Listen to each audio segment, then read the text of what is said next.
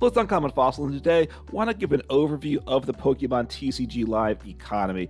As far as digital collectible card games go, Live is a very generous economy.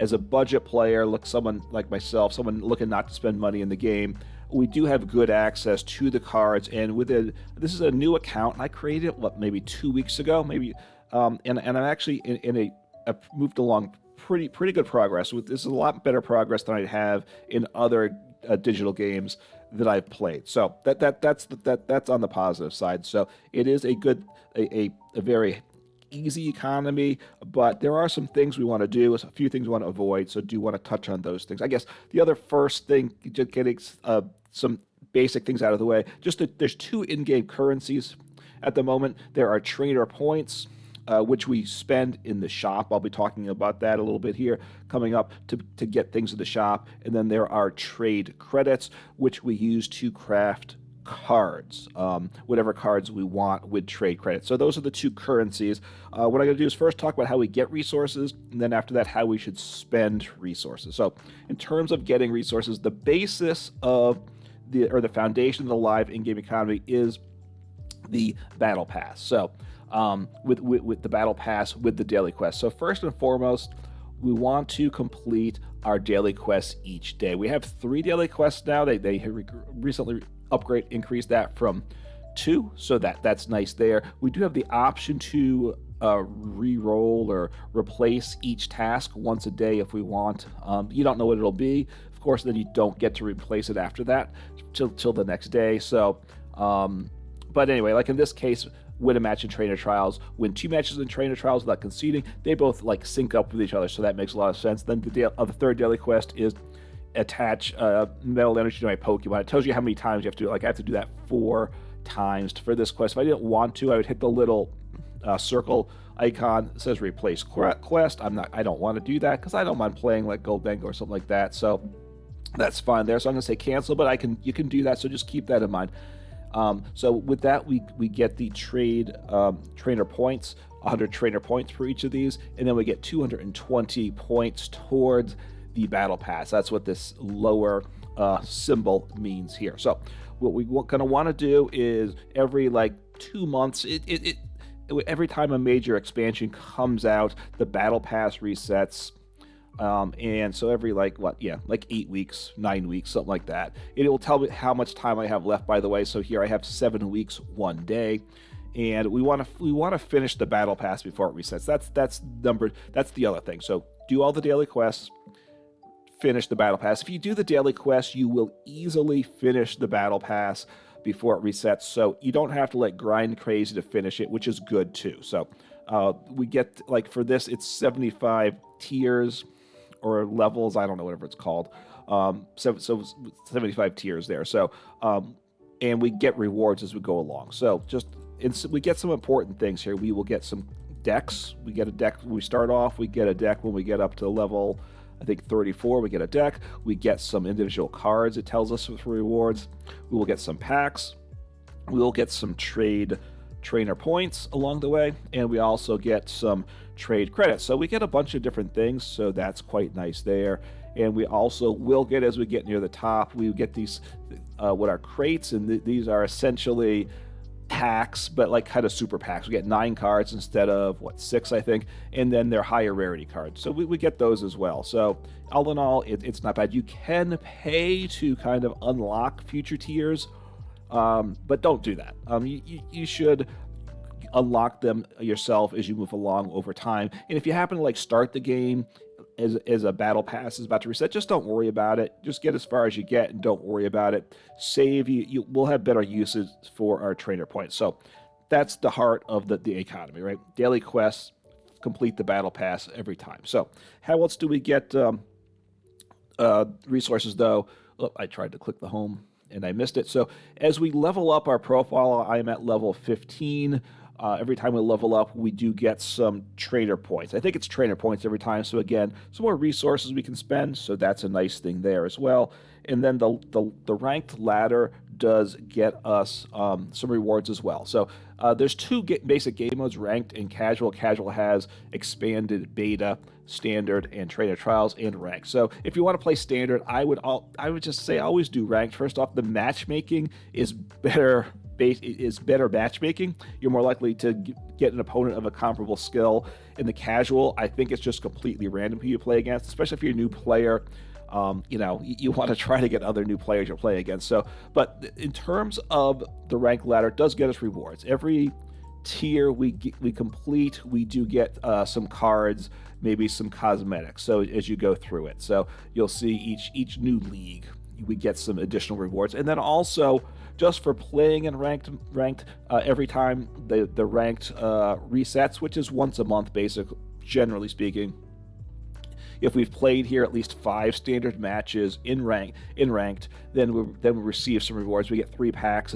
We get 250 trainer points and 250 trade credits. So again, even if you don't like ranked, I would just make sure you do 5 every month, even if you want to. Just like let's say you're really enjoying expanded beta or trainer trials, play at least those 5 games in ranked every month to get those rewards, because these things all help and add up. The other way we gain resources is the way we get trainer trade credits. Sorry, they renamed things last year, and it just still confuses me. They're just not what I try. They're not just, I don't, I know the old name is wrong, but it's hard to remember the new name. So we get trade credits.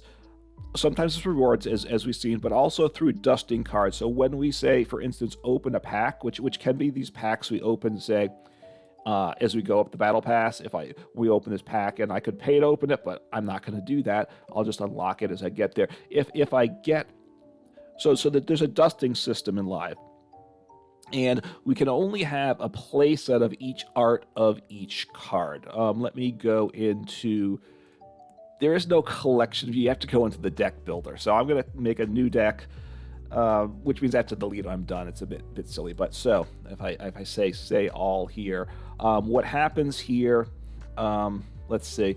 Is there any alternate arts for this card? There are. So there's 3 arts for this APOM. I don't have any copies of any of them. So you go into. What was I trying to say? So I can have 4 copies. Okay. So in terms of dusting here, you can have 4 copies of each art of this APOM. So I could have, but once I get a 5th copy of any of these arts of this APOM, rather than it being added, if I had 4 copies of this APOM art, I opened a pack and it pulls another, it would be a 5th copy of this APOM, it gets dusted. I don't get a 5th copy. You're capped at the 4 playable cards. That's the most you can put in a deck, so that's fine there. And then it gets dusted, and I get trade credits for that. So excess cards get dusted and turned into trade credits, which is very good. All right. If you're a new player, I will just show you. If you want to craft a card, if I was going to craft this APOM, which I don't want to craft, I'm not going to go ahead and actually do it. But you hit the exchange button, and then it tells you the cost for this is a common card. The cost is based upon the rarity. It costs 40 trade credits, and you say confirm, and you get it that way. So that's how you get your cards. And if you get to switch your arts and stuff in here, you come into this select a rarity. It's a little non-intuitive, but it's not that crazy. So anyway, that's how we gain resources: battle pass, daily challenges, profile leveling up, and then the ranked ladder. Okay, so how do we spend our resources? The first resources is the trainer points here. We spend all the resources in the shop. There's the bundles tab, the expansions tab, and the redeem tab, which I'll talk about also briefly at the end. So first, how do we spend the trainer points? Again, these are the ones we spend in the shop on packs and other shop items. And by the way, I have a separate video that is probably coming out the day after this video drops, just talking about how should we spend our trainer points, because this is a little more complicated. I talk into it more in detail there, but just hit the quick overview here. So we can buy the bundles, which are a couple of things in bundles. There are things where we see some packs and some individual cards. The quick advice is don't buy those things. They're not a good value. We also have some decks we can buy. Generally, there are some battle decks, just like basic battle decks. They're not good value either. There is the one type of, the one thing we might want to get here is the league battle decks. They are better battle decks than just the plain battle decks. They cost more at 1,250 trader points, but they're good decks, and they offer some good dusting because we have higher rarity cards like EXs, or the even better values are the ones with Vs and VMAXs, because they cost more to craft, so we get more when we dust them. So, but let me just say you wanted to make a Charizard EX deck, which we already have this as a starter deck, so it's not the best example, but let's say we wanted that, and we like the deck, but let's say we have like half the cards in the deck. Rather than buying the deck, the better thing would be just to go ahead and craft the card. So generally what we want to do is spend our trainer points and convert them into trade credits. And so one of the good ways to do that is through buying some of the more expensive the decks that give us a high amount of dusting. So the one that gives us the best overall is the Shadow Rider VMAX League Battle deck. That was back in it was in 2022. I better look it up here quickly. So it was July of 2022. So I'm going to scroll down to it. Just this Shadow Rider VMAX League Battle deck, July of 2022, gives us the best value. Now you can only buy 4 copies of any one product of these decks. So you could buy 4 of these decks and we'll get like 10,000 credits immediately. We need 5,000 trainer points to do that, but it does get us a bunch of trade credits. The other option to buy, the other way to spend it, is on expansions. It tells us what our level of progress is, how many different cards I have 1 copy of out of that set. Now, I can actually get more, because there are the quote over-numbered cards.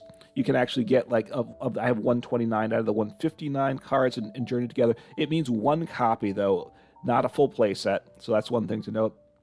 And as I can get above 159 as I get those quote over-numbered cards. If you want to buy packs in the long term, this is the best thing to do. You scroll down until you find the Celebrations packs. That's part of Sword and Shield, and there is no cap to how many Celebrations packs you can spend, how many you can buy. You always buy the 6-pack because it's the best value. The packs cost the least, plus you get there's a bonus of some trade credits, and it's the most, it gives you the most there. So buying long term, what you're going to want to do is buy these 6-packs of these Celebration booster packs. In my other video, I actually buy and open up some of those for the first time just to get a sense of what happens. Now, you're not going to get, as you get duplicates, they get dusted, which turn into trade credits, which is really what you want.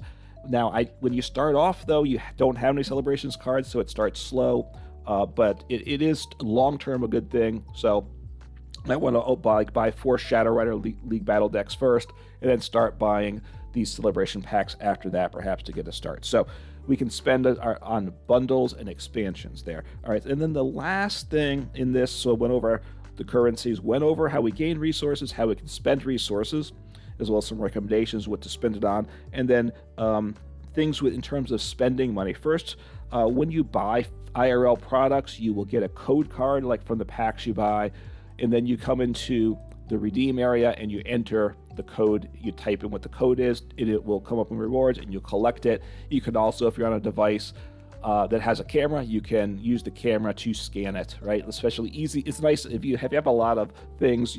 What I would tend to do is use my phone, which I don't like to play the game on often, but just for redeeming codes, it works well. So you do that to redeem. You can also actually spend money, particularly just for live, because these code cards are they get resold on there's websites out there. And if you go to one of the larger websites that they are reputable, I would feel confident that you're actually going to get a valid code. But I would stick to the larger code resellers. The easiest way is take a look at some of the larger content creators. They're sponsored by some of these companies. Find a company that's sponsored ideally by multiple of these large Pokemon YouTubers, and just go ahead and do that. So you can do that if you want to spend money. You don't have to, though. Like I said at the beginning, the live economy is pretty generous. And then the third thing the last thing, just in terms of spending money, right now, there are no ways to directly spend money in the game. And actually, Pokemon doesn't really monetize, doesn't actually get any money from live at all. Because even if you spend money to buy a code, out there, it's actually from a third-party reseller. Pokemon, in theory, the only way they might get money is if they're able to charge more money for the packs, the physical packs, when they sell them in the first place. And I really don't think it actually makes a difference as to how much they can charge. So the question becomes, eventually, is Pokemon going to start charging money in live, or is it going to be monetized, right? Are they going to become microtransactions, right? It hasn't been that way. Basically, every other digital card game out there, collectible card game, is monetized. This is the one exception that's not. Pocket's come out recently, right? The mobile-only kind of simplified Pokemon TCG game. That's certainly monetized. So is monetization coming? I don't know. They made changes to the economy last year. Not going to get into the details, but those are changes that seem to indicate monetization is coming, because they make more sense if live was monetized. So I'm not sure what's going to happen. If they monetize, there probably will be more changes to the in-game economy. It might make it tougher for free-to-play players. I don't know. If there are changes in the future to the live in-game economy, I certainly will make videos updating that, because that's something I want to understand for myself, and it's something I do want to share out there. So anyway, that's basically... that covers the information. Live's a pretty simple economy, just 2 currencies. Battle Pass is the primary way to get things. You're going to want to spend trainer points to turn those to buy products that you're going to dust to get trade credits, and then it's the trade credits that you want to spend to craft the cards you want. So hopefully that's helpful. If you have any specific questions, you can let me know in the comments below. I may answer the comment, or it may be something that's better answered in a video in the future, which I will do as well. And like I said, there will be a separate video more in depth on spending the trainer points with the different trade-offs and some of the values of how much things cost to buy, to craft cards, and to dust cards. So hopefully you find this helpful, and hopefully you enjoy playing the Pokemon TCG card game.